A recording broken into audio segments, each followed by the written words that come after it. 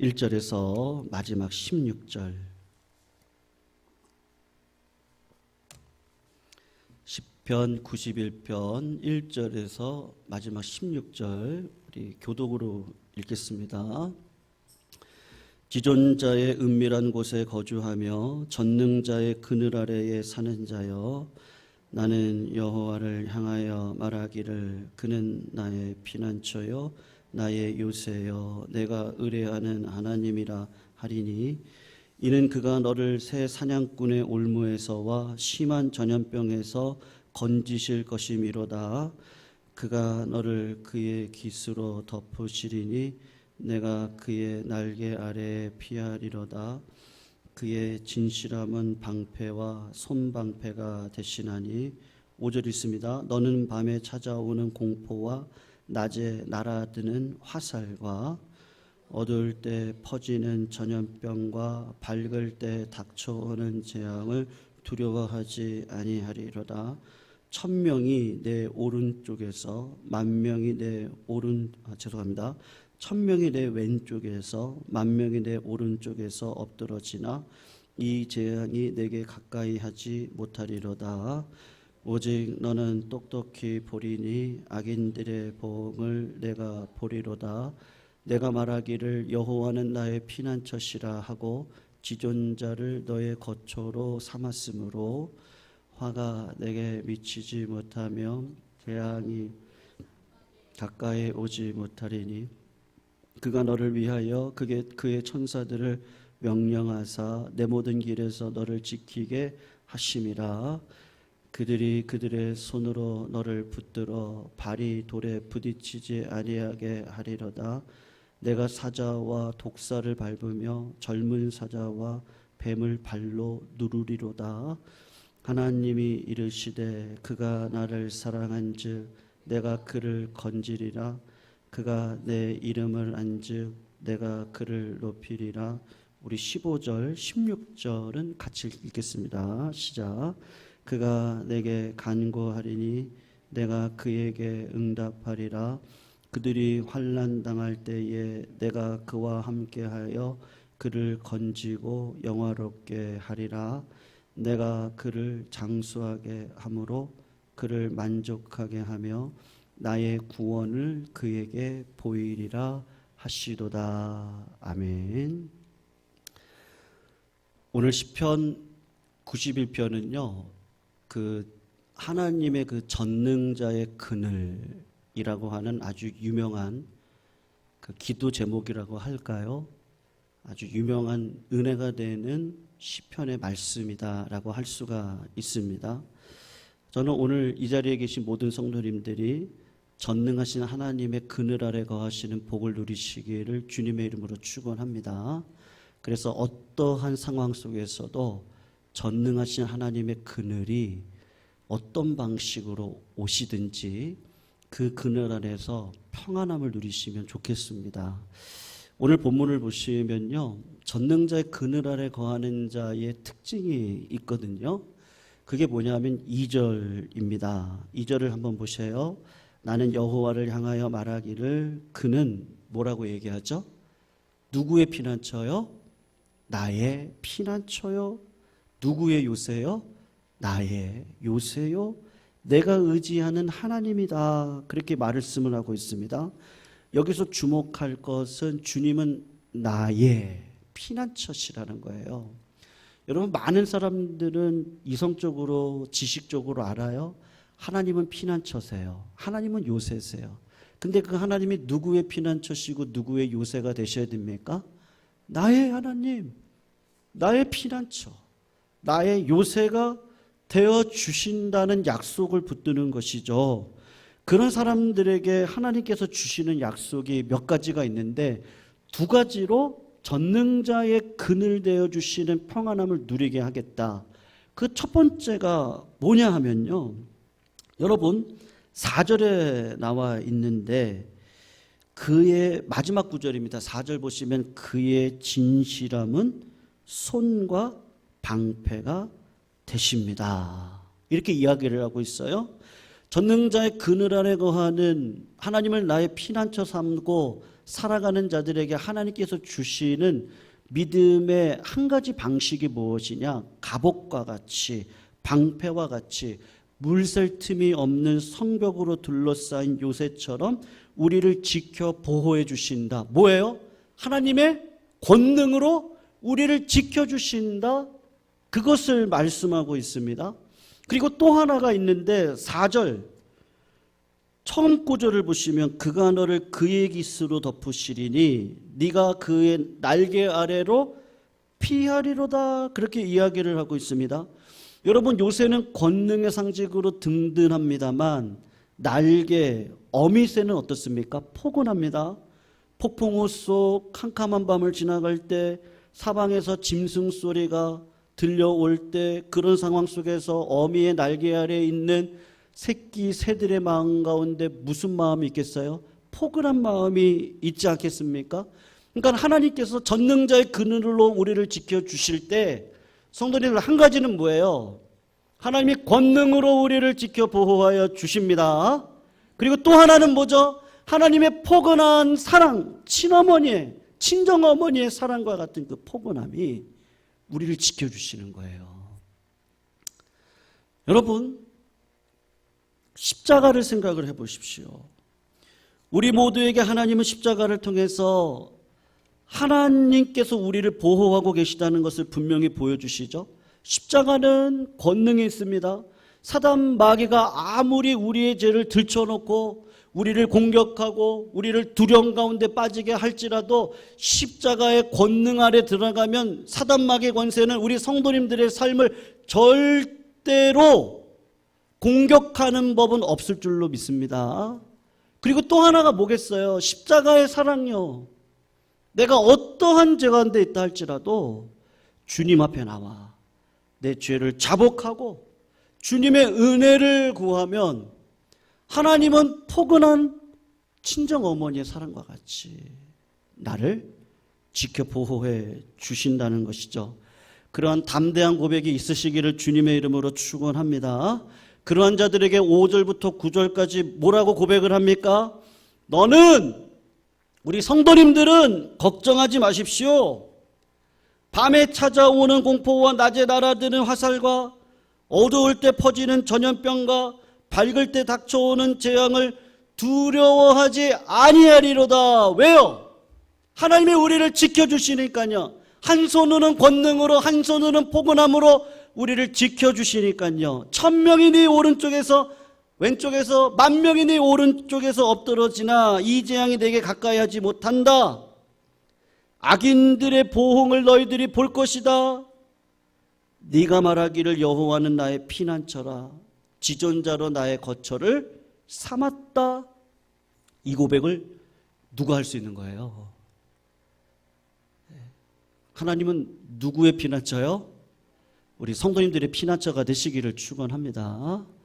여러분, 그런데 오늘 본문은요, 사실 예수님께서 사역하시기 전에 광야로 끌려가셔서 마귀에게 시험을 받으실 때 두 번째 시험 있잖아요. 성벽에 올라가서 너 뛰어내려라. 그럼 하나님이 어떻게 하시겠다고요? 천사를 보내서 너를 보호해 주실 것이다. 그게 오늘 본문에 나오거든요. 사실은 11절, 12절을 잠깐 봐보세요. 거기 보시면 이렇게 이야기를 합니다. 그가 너를 위하여 그의 천사들을 명령하사 내 모든 길에서 너를 지키게 하심이라. 12절이요. 그들이 그들의 손으로 너를 붙들어 발이 돌에 부딪히지 아니하게 하리로다. 여러분, 마귀가 지금 예수님에게 어떤 질문을 하는 거예요? 너 메시아라며? 너 하나님의 아들이라며? 하나님의 전능자의 그늘 아래 들어가 있는 자라며? 근데 여러분, 예수 그리스도가 실제로 이 땅 가운데 오셔서 경험하는 하나님의 그늘 아래 있다 할지라도 실제로 경험하고 있는 건 뭐예요? 광야거든요. 때로는 건강을 잃기도 합니다. 때로는 물질의 어려움도 있습니다. 내가 운영하는 기업의 사업에 어려움도 있고요. 우리 가정이 하나님의 뜻대로 되어지는지 때로는 곤란과 어려움 속에서 살아갈 때가 사실은 부주의기수죠. 전능자의 그늘 안에 들어가면 전염병 없어야 되죠. 근심 걱정은 없어야 되죠. 근데 이 땅을 살아가다 보면 그런 일이 왜 없겠어요? 마귀가 이 지점을 가지고 우리들을 유혹을 합니다. 어떻게 해요? 전능자의 그늘 아래 있다며, 너 하나님의 자녀라며, 하나님의 자녀인데 이렇게 할 수가 있니? 여러분, 오늘 우리들이 놓치지 마셔야 될 게 있습니다. 오늘 15절을 보면요, 뭐라고 이야기하시죠? 그가 내게 간구하리니 내가 그에게 응답하리라. 그들이 환난 당할 때 내가 그와 함께 하여 그를 건지고 영화롭게 하리라. 내가 그와 어떻게 한다고요? 함께 하여 그를 건지고 영화롭게 하리라. 여러분, 전능자의 그늘 아래 들어간 자의 특징이 뭐예요? 하나님이 그와 함께 하시는 것이죠. 요셉을 보세요. 형들에 의해서 인신매매를 당하고 애굽의 종으로 끌려갔습니다. 얼마나 기가 막힌 일입니까? 어떻게 하나님이 보호하시고 전능자의 그늘 아래 들어가 있는 사람에게 이런 일이 일어납니까? 근데 성경에서는 뭐라고 얘기하죠? 창세기 39장 2절을 보면 여호와께서 요셉과 함께 하심으로 그가 형통한 자가 되었다, 그렇게 이야기를 합니다. 요셉이 억울하게 강간미수범으로 몰려서 감옥에 갇히게 됩니다. 이 얼마나 비참한 일입니까? 그런데도 성경은 여전히 요셉이 형통한 자라고 이야기를 하거든요. 창세기 39장 23절을 보면 여호와께서 그를 범사에 형통하게 하셨더라. 아니, 전능자의 그늘 아래 들어간 자가 종살이 옥살이 하는 일이 무슨 형통한 일과 관련되어져 있는 일이겠어요? 성경이 말하는 형통과 우리가 생각하는 형통이 완전히 틀린 거죠. 우리가 세상 사람들이 생각하는 형통은 뭡니까? 내가 계획했던 모든 일이 잘 될 때, 내가 원했던 직장에 들어갈 때, 학교에 들어갈 때, 내가 원했던 사업이 잘 될 때, 그리고 돈도 많이 벌고 내가 성공해서 사람들에게서 높임을 받을 때, 우리는 그것을 형통이라고 세상 사람들이 착각하고 지나가지만 성경은 형통의 기준을 뭐라고 얘기하고 있어요? 하나님과 함께하고 있는 그것이 형통이다. 요셉은 형통한 자죠. 그가 아무리 종살이를 해도요, 옥살이를 하더라도 하나님이 요셉과 함께 하셔서 요셉의 뭐를 놓치지 않게 하셨어요? 요셉을 향한 하나님의 꿈은 이루어집니까? 안 이루어집니까? 이루어집니다. 누구 때문에 이루어집니까? 하나님이 함께 하시기 때문에 이루어지는 거예요. 사랑하는 성도님들을 향한 비전과 꿈과 계시가 하나님께서 우리 성도님들에게 반드시 계시로 허락하여 주실 줄로 압니다. 성도님들에게 무슨 꿈이 있으세요? 성도님들에게는 어떤 하나님을 향한 계시와 비전을 갖고 살아가십니까? 하나님께서 주셨다면요, 내 삶이 아무리 힘들고 아무리 어렵고 광야 가운데 있고 두려움 가운데 있다 할지라도 하나님께서 반드시 그 꿈을 이루어 주신다는 거죠. 성경은 하나님이 정하신 목적지를 향하여 한 걸음 한 걸음 더 나아가도록 인도해 가시는 것, 그게 더디다 할지라도 그것을 형통이라고 말하고 있습니다. 요셉이 인신매매를 당했죠. 종살이하고 억울하게 강간미수범으로 누명을 쓰고 옥살이를 했지만 요셉의 삶은 하나님이 정하신 애굽의 총리가 되어서 야곱의 가족을 구원하고 7년의 기근 때 모든 사람들을 다 먹이고 살리는 일을 감당하려고 하나님께서 그 목적지까지 인도하시는데 어떻게 인도하신다는 거예요? 함께 하심으로 인도하신다는 거죠. 성도님, 그래서 우리가 잘 분별하셔야 됩니다. 내가 형통합니까? 어떻게 알아요? 오늘도 예배 가운데 하나님께서 성도님들의 심령 가운데 임재해 주시기를 주님의 이름으로 축원합니다. 내가 기도한 거, 야, 하나님이 들으셨구나. 하나님이 이 기도를 받아주셨구나. 내가 찬양하는 것, 하나님이 이것을 기도로 승화시켜 주셔서 하나님 앞에 진정한 산제물로 살아갈 수 있도록 은혜를 주셨구나. 말씀을 읽었을 때 이게 나에게 은혜로 들려오는 말씀이 되게 하셔서 하나님이 오늘도 나와 함께 하시는구나. 그것을 알게 하시는 것이죠. 여러분, 그래서 어느 때든지요, 우리가 환난과 고난 속을 걸어간다 할지라도 주님 바라보시는 걸 놓치지 마시기를 주님의 이름으로 축원합니다. 왜요? 인생의 바람이 매섭거든요. 여러분, 전능자의 그늘이라는 책이 있어요. 시편 91편에 나오는 이 제목을 가지고 어떤 분이 이 책을 쓰셨거든요. 근데 그분이 누구냐 하면 짐 엘리엇이라고 하는 선교사님의 와이프예요. 엘리자벳 엘리엇이라고 하는 분이신데요. 여러분, 짐 엘리엇이라고 하는 선교사가 미국 기독교 명문대학 휘튼 대학의 수석을 졸업을 했습니다. 수석으로 졸업을 했어요. 그리고 남미 에콰도르 나라에 선교를 하고자 하나님께서 꿈을 주셨어요.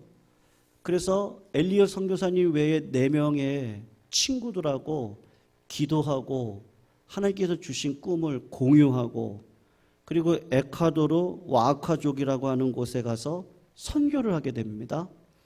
그리고 정확하게 1665년 1월 8일에 이 5명이 다 창에 찔려서 순교를 하게 됩니다. 그 와카족이 이 젊은 선교사 5명을요 그냥 창으로 찔러가지고 다 죽여요. 엄청나게 충격적인 사건이 벌어진 거죠. 이런 일을 만날 때 어떻게 우리가 고백할 수 있습니까? 야, 진짜 하나님이 우리를 보호하시는 게 맞나? 정말 전능하신 하나님의 그늘 아래 우리가 머물고 있는 건 맞나? 말씀이 사실인가? 의심하는 마음이 일어나지 않겠어요? 그래서 실제로 라이프라고 하는 잡지에서 이 사건에 대해서 10페이지에 달하는 기사를 씁니다. 그리고 거기에 이런 헤드라인이 달리거든요. 이렇게 달렸습니다. 이 얼마나 불필요한 낭비인가. 여기에 대해서 답을 해야 되기 때문에 짐 엘리엇의 아내 엘리자벳 엘리엇이 전능자의 그늘이라는 책을 쓴 것입니다. 남편 짐 엘리엇의 일기, 그리고 그 편지를 모아서 그동안 어떤 일이 있었는지를 책으로 엮었는데, 짐 엘리엇이 28살에 있었던 일입니다. 엘리자벳은 그 전능자의 그늘에서 이렇게 대답을 해요. 낭비라니요. 나의 남편은 온 생에 이것을 위해서 준비한 사람입니다. 그는 자기의 책임을 수행한, 그리고 자기의 목표를 달성하고 죽은 행복한 사람입니다. 짐 엘리엇의 대학 시절의 일기 내용을 한 단을 거기 이렇게 써놨습니다. 하나님, 이 쓸모없는 나무에 불을 붙여주소서, 그리고 주를 위하여 타게 하소서, 나의 삶을 소멸하소서. 나의 하나님이여, 이것은 주님의 것입니다. 내가 오래 살기를 원치 않습니다. 오직 풍성한 삶을 살게 하소서. 당신과 같이 주 예수님이여. 그가 편지를 이렇게 썼습니다. 그러면서 이렇게 얘기를 하는 거예요. 결코 잃어버릴 수 없는 것을 얻기 위해 지킬 수 없는 것을 버리는 자는 결코 어리석은 자가 아닙니다. 이렇게 쓴 거예요. 짐 엘리엇은요, 어쩌다가 순교한 사람이 아닙니다. 도망가다가 그가 죽은 사람도 아닙니다. 그가 철저하게 하나님의 보호하심 아래, 전능하신 하나님의 그늘 아래 들어가 머물렀던 자였어요. 순교할 때도 마찬가지거든요. 그 순간에도 전능하신 하나님의 아래에 있었기 때문에 어떻게 한 거예요? 순교할 수 있었던 것이에요. 그 안에 엘리자벳이 그 후에 그 남편을 죽인 아우카족으로 들어가요. 들어가서 그 족속의 여자들을 돌보는 일을 합니다. 그러니까 아우카족이 이렇게 좀 충격을 먹지 않겠어요? 아니, 이 여자들 누구냐? 그랬더니 당신들이 죽인 그 남자, 그들이 우리의 남편이고 그들의 아내가 바로 우리들입니다. 이렇게 얘기하는데, 아니 내가 죽인 5명의 남자의 아내들이 왜 와우카족에 와가지고 우리의 여자들을 섬기지? 또 하나, 그 와우카족의 마음 가운데 견딜 수 없게 그 양심 하나가 건드리는 게 하나가 있었는데, 그게 뭐냐 하면 짐 엘리엇을 비롯한 4명의 선교사를 창으로 찔러 죽일 때 그 선교사님들의 허리에는 총이 있었거든요. 와우카족이 압니다. 총이 어떤지를 알아요. 근데 왜 그 선교사들은 총을 끄집어내지 않고 우리를 죽이지도 않고, 왜 우리가 창을 찔를 때 창에 맞아서 그대로 죽었을까? 아우카족의 양심이 이렇게 괴롭히는 거예요. 결국은 와우카족이 다 모여가지고요, 엘리자벳 그 와이프 선교사님을 불러서 이야기를 한 거예요. 도대체 우리에게 하고 싶은 얘기가 뭐냐고, 듣고 싶다고. 그래서 복음을 전했습니다. 와우카족이 다 예수를 믿었어요. 10년 뒤에 5명의 선교사를 살해했던 장본인 가운데 키몬이라는 자가 있거든요. 그 사람이 부족 최초로 목사가 되었습니다. 10년 뒤에요. 그리고 또 한 사람 망카이라는 사람이 있는데 이분이 장로가 되어졌어요. 짐 엘리엇이 순교하고 난 다음에 36년이 지나서 1992년에 아우카족의 언어로 신약 성경이 완역이 되어서 봉헌 예배가 드려집니다. 여러분 어떻습니까? 하나님이 전능하신 그늘 아래 들어가 있는 자, 하나님이 보호하지 않으신 것 같나요? 짐 엘리엇이 아우카족의 창끝에 죽은 것이 하나님의 보호하심이 없어서 그런 건가요? 그것이 아니라 하나님의 보호하심이 있었기 때문에 그는 순교의 자리에 당당히 들어갈 수 있는 거예요. 호주에서 이홍규라는 분이 계세요. 그분이 사랑하는 딸을 잃었습니다. 신앙인입니다.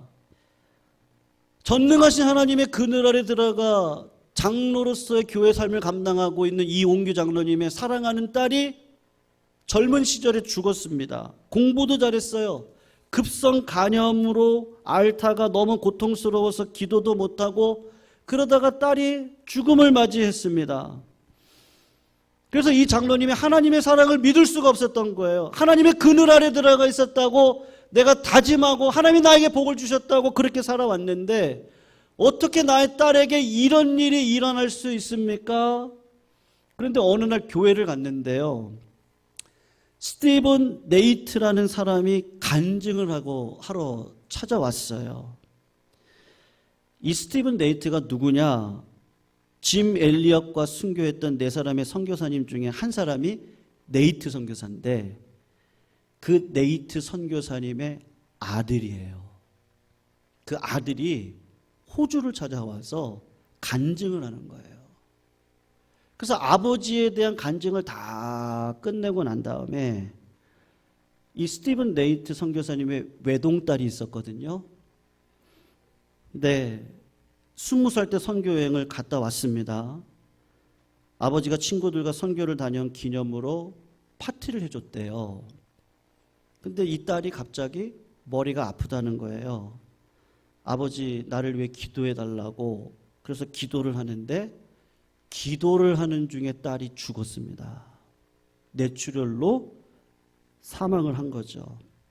스티븐 네이트 선교사가 그 이야기를 하면서 어떻게든지 감정을 절제하면서 이 간증을 하는데 그 간증을 듣고 있었던 이 이홍규 장로님이 자기랑 똑같은 상황이잖아요.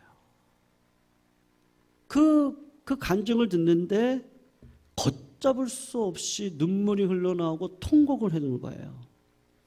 그리고 장로님의 마음 가운데 그 하나님을 향한 상처가 깨끗하게 씻음을 받기 시작을 했어요. 그가 깨달았어요. 내가 아팠던 것 똑같이 겪었던 사람이 있었다는 거예요. 그리고 그 똑같은 상처를 가지고 살아갔던 사람이 십자가의 사랑으로 치유가 되어지고 오히려 은혜 아래 들어가 믿음으로 살아가는 그것이 하나님이 살아계신 증거라는 것을 알게 되었다는 거예요. 그리고 또 하나, 내가 사랑하는 딸을 잃어서 이렇게 절규하듯이 하나님이 사랑하는 아들 예수 그리스도를 십자가에 달려 돌아가시게 할 때 하나님의 마음이 느껴졌겠죠. 내가 내 딸을 잃지 않았다면 하나님의 마음을 읽지를 못했겠죠. 그분이 나를 위해서 십자가 달려 돌아가시도록 사랑하는 아들을 이 땅 가운데 내려주셨던 그 하나님의 그 큰 사랑을 찬양할 수 없었겠죠. 전능자의 그늘 아래에 있는 예수 그리스도를 생각해 보셔요. 사랑하는 성도님들, 하나님께 어떤 기도를 했습니까? 예수님이 어떤 기도를 했죠? 뭐라고 했어요? 오늘 본문에서요, 나의 피난처, 나의 요새. 예수님이 절망 가운데서도 했던 건 뭡니까? 엘리 엘리 라마 사박다니. 하나님, 그게 아니고 뭐요?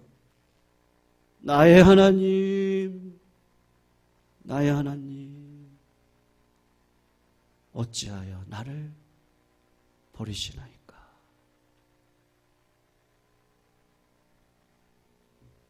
내 마음의 소원은 뭐예요? 전능하신 하나님의 그늘 아래 있는데 십자가 앞에 들어가 저 죄 많은 인간을 위해서 내가 십자가 달려 죽는 것, 절망의 나락에 들어가는 것, 죽음의 끝자락에 서는 것, 그것만큼 두려운 일이 어디 있겠어요? 근데 예수 그리스도께서 어떻게 하시죠? 주님의, 하나님의 뜻대로 되기를 원합니다. 오히려 십자가를 지심으로 전능자의 그늘 아래 들어간 믿음의 인생의 결말이 무엇인지를 저희들에게 보여주고 계시는 것이죠. 사랑하는 성도님들, 힘들고 어려울 때 성도님들은 어디를 찾아가세요? 오늘도 이 예배 자리 앞에 나오신 성도님들, 어떤 삶의 어려움이 있다 할지라도 예수 그리스도처럼 나의 하나님, 나의 하나님, 어찌하여 나를 버리시나이까? 하나님은 나를 절대로 버리시는 분이 아니십니다. 하나님은 나의 피난처십니다. 나의 요새이십니다. 나의 구원의 반석이십니다. 나의 방패이십니다. 나의 피할 바위이십니다. 그런 믿음의 고백이 지속적으로 흘러넘치시기를 주님의 이름으로 축원합니다. 네. 내 삶에 왜 어려움이 없겠어요? 왜 예기치 못한 일들이 왜 없겠어요? 그런데요, 그 하나님이 함께하고 계시네요. 믿으십니까? 네. 그러면 됐죠. 다시 일어설렵니다. 다시 기쁨으로 살겠습니다. 다시 소망 갖고 살겠습니다. 하나님이 나에게 주셨던 그 말씀 붙들고 낙심하지 않겠습니다. 나의 하나님, 주님의 뜻대로 나를 사용하여 주시옵소서. 전능하신 그늘 안에 들어가는 자는요, 나는 죽고 예수로 사는 거죠. 내 힘과 내 계획으로 뭐가 될 수 있겠어요? 예수님이 계시니까요. 주님 말씀하셨잖아요. 네가 내 안에, 내가 너 안에 있으면 무엇이든지 원하는 대로 구하라. 그리하면 어떻게 하시겠다고요? 누가 시행하시겠다고요?